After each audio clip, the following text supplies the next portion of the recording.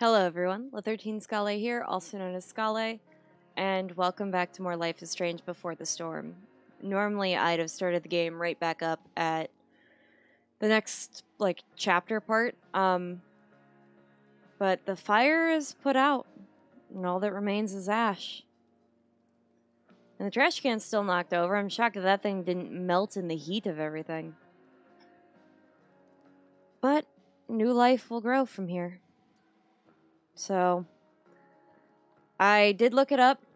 This is the last chapter, and I've been told that each chapter usually takes about 3 hours to do. And then this one, I think, takes an hour. But don't worry, we are definitely going to be doing this one too. So, hell is empty, which I believe is that quote from The Tempest. Hell is empty because the demons are all here, kind of thing. Nice to see that they brought it back full circle. All right. So we got a raven. Hey everyone, Future La13 Scale here.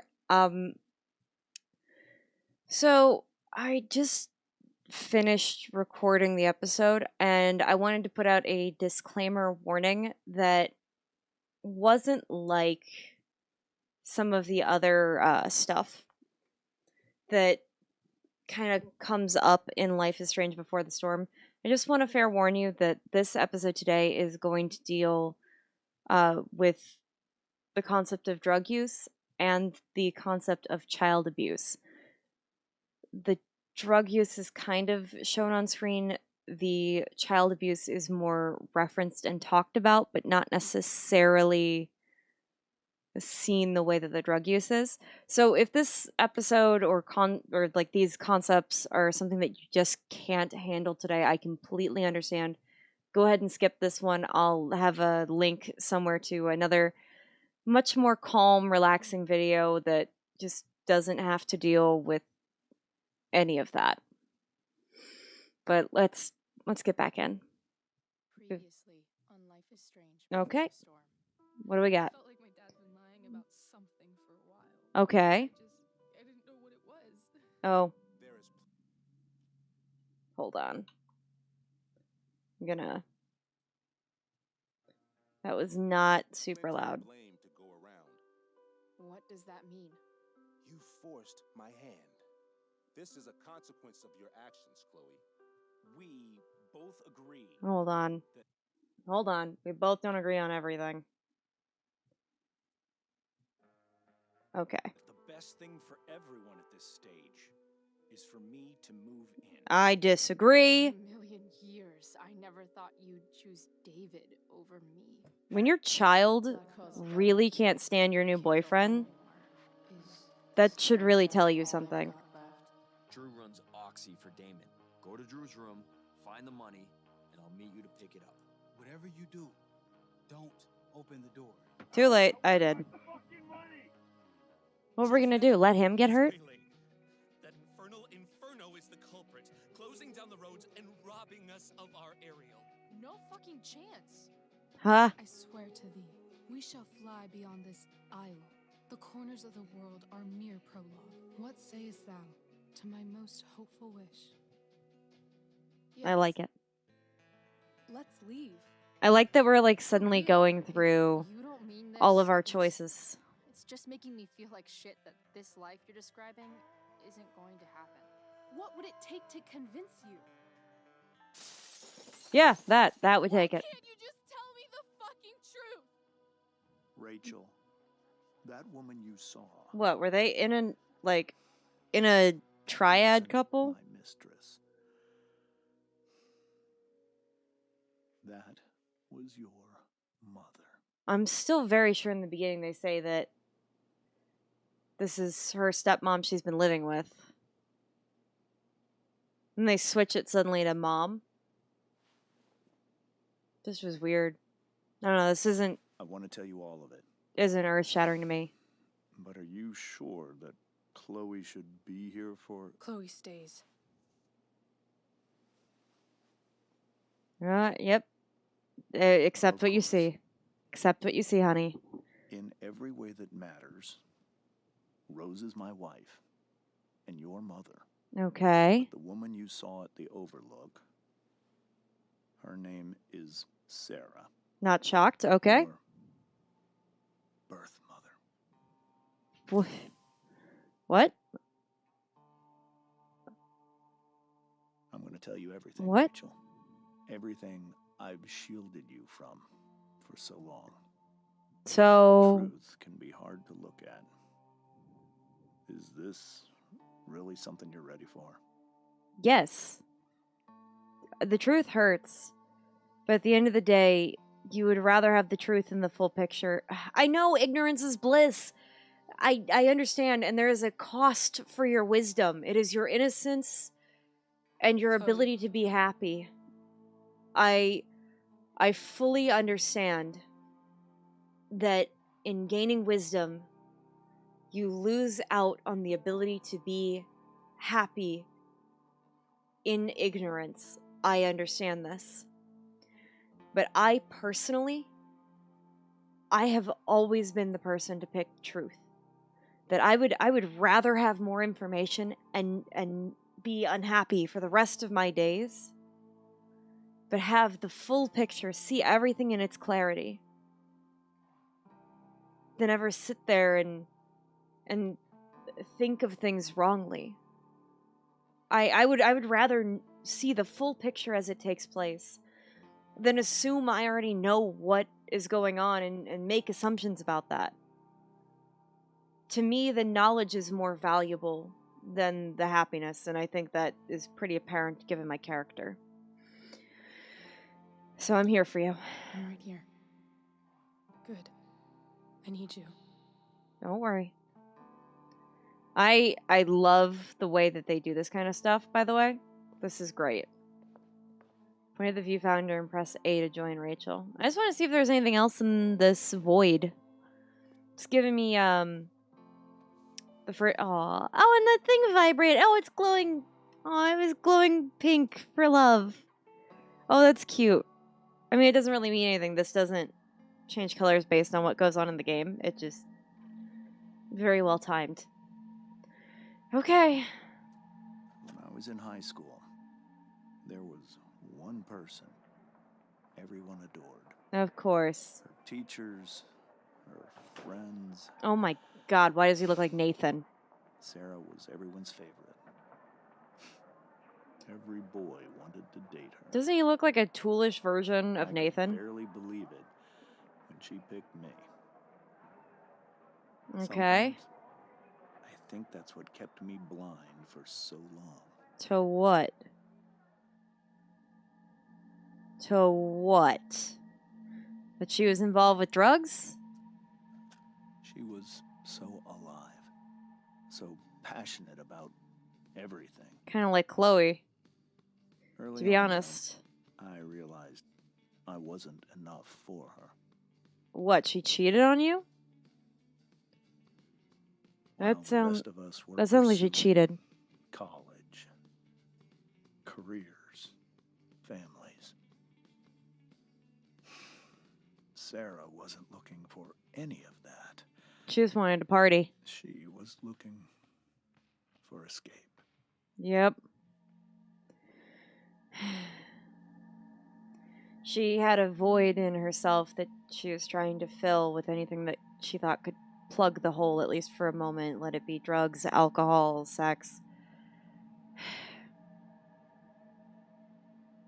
Yeah, I've been in a mentality like that.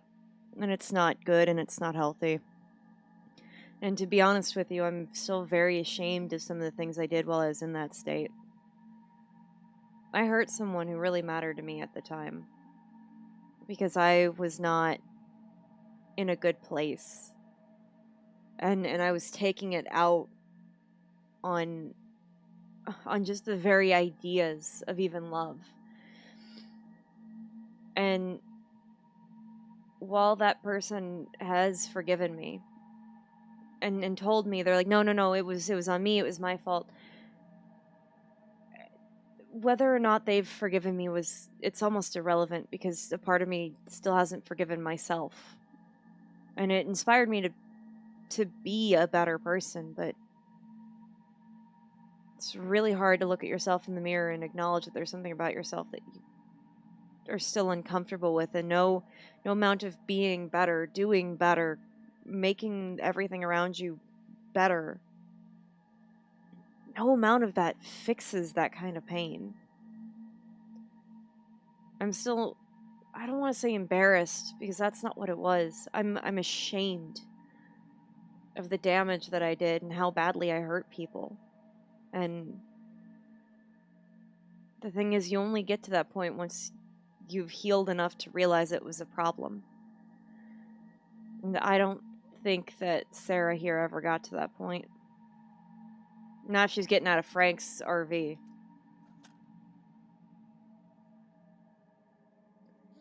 When Sarah became pregnant, I thought it would solve everything. And it did. For a little while. Yep. Becoming your father was the greatest moment of my life. There was so much love, but I was still blind. I'm still convinced it's the drugs. Oh no, unless it's self-harm. However much she loved you then, it wasn't enough. Oh no. For Sarah, the need to escape was always there. But escape what? Go where? No. Oh, yep, I was right. For over a year, I tried to help her. I made myself believe that she was still a good person. That Oh. no matter what happened, she would never do anything to hurt you. Nope, that's always the story with people who fall victim to addiction. I was wrong. Ah. Eventually, I saw her. Oh, She they have was the marks on the arms and everything a too. destructive person. Oh. Someone who could never be satisfied. Oh man, I'm getting Hamilton vibes. Anything. Even No. of her own daughter. I was desperate. Oh no. I didn't know what to do. So I made a choice. I was never going to let her harm you again. I wonder if she did actual harm or if it was just negligence. I mean, both are still very bad, but still. And the reason that I wanted to like bring that up is like, obviously I'm here playing video games on the internet. I clearly have a passion and a love for video games. I study them thoroughly. I try to create them. I play them, right? And even still, there we go. Let's turn out the lights on this. And even still, after all of that, I still acknowledge that video game addiction can be a thing, because let's be honest here, you can get addicted to anything, including just food. Anything that triggers a release of dopamine or serotonin into the body, you can get addicted to that small little impulse if you consistently keep spamming the button. Right? If you keep giving yourself that reward every single time, like that's what's going to happen. So in this case, like when you see it in things, you're like, oh well, the kids' school grades are failing. That's not the kind of like addiction I'm necessarily talking about. One of the biggest hallmarks of an addiction, if you ever need to know to just figure it out, is whether or not your consistent use of the thing or your love of the thing begins to negatively impact your day-to-day life in a way that is very harmful. So things like when you're hyperfixating on a game for so long that you do not eat or sleep or shower or go to the bathroom, skip any one of those things, right? If you put off going to the bathroom constantly so you can keep playing instead of just pausing your game and just going, like, that's kind of an addiction. And yeah, hyperfixation is a temporary addiction kind of thing. So that's why, like, people with ADHD will, like, put off eating. It's not because they want to, it's because their brain's just so connected on trying to hit that trigger. So, like, I'm talking about in this case of the addictions of, like, not only just being super maladaptive like that, but you read those stories about, like, the two gamer parents that their kid died because they didn't take care of it for a few days because they were playing World of Warcraft. And while that is a form of negligence and abuse brought on by addiction, that is still very different between I tried to smother her because my brain was telling me things while I was on this trip, and I just stopped paying attention to her because I was focused on the trip that I was on. What you saw at the Overlook, Rachel, it was true. We kissed. It was the saddest kiss of my life. Why was this allowed by... Kiss. Goodbye. I told her that I was happy for her. That she felt like she'd gotten her life together. Finally. Tell me she's not dating Yes. Damien. Just decide one day to be a mother. Not after what she'd done. Not after all the people she hurt. All the people? Who else? Because we've only been told of 2 people. She destroyed. I told her she'd been given the greatest gift in the world. The chance to be Why your did you still mother. kiss her anyway? I don't understand that. And she squandered it. To me, that, like, you're Pained me. stoking coals that shouldn't be... Well, yeah, you purposely hurt her again by kissing her. And again.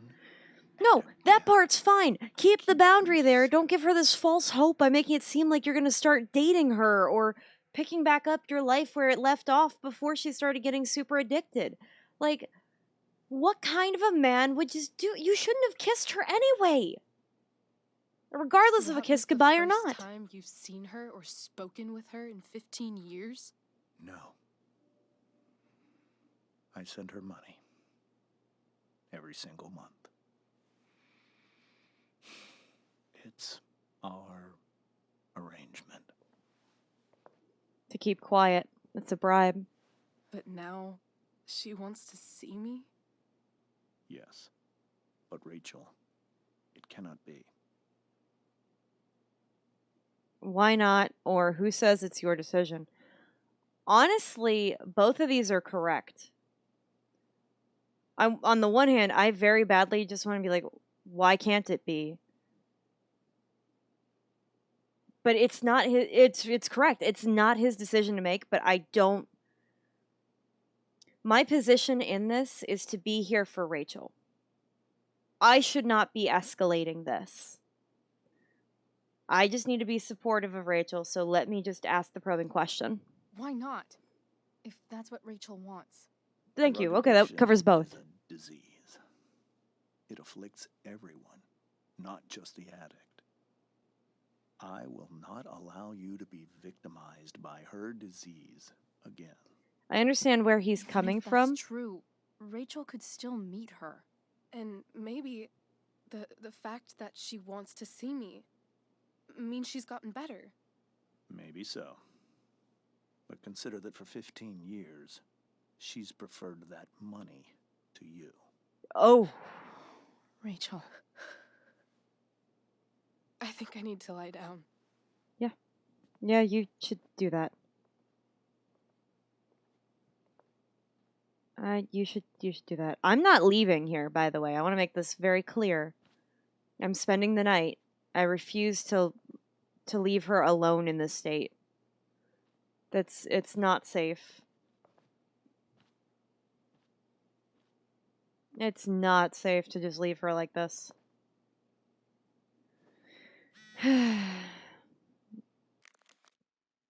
Oh, Rachel, Dana, Juliet. Oh, it's the after party. Okay, I'm just gonna start from the top here.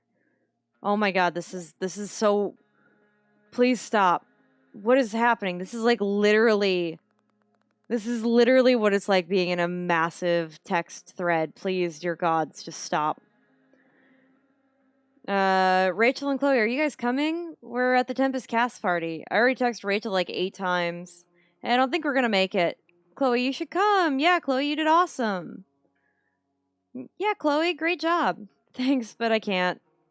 You totally saved us. Without you, there'd be no show. Seriously, just come. Bring Rachel. Sorry, guys. So the last piece of the puzzle is in. Sarah. What can you say about a woman so mysterious her own daughter has never heard of her until now? From what James told us, Sarah is a drug addict who got herself mixed up in all sorts of crazy stuff. And by drugs, I mean OD, and end up dead in an alleyway. Drugs, not smoke a bowl and watch anime. When Rachel was a baby, Sarah would get high when she was supposed to be looking after her. Things got so screwed up that James finally had to take Rachel away. Funny thing is, even as James talked about all of the horrible things Sarah had done, he still seemed to, I don't know, fixated, I guess? You could see the power she had over him. Well, yeah, she actually kissed him, and he gave her false hope that they were going to get back together and have I can sympathize with everything else he said this far. I can sympathize and agree with it to some degree. 100%. But why the hell did he kiss her?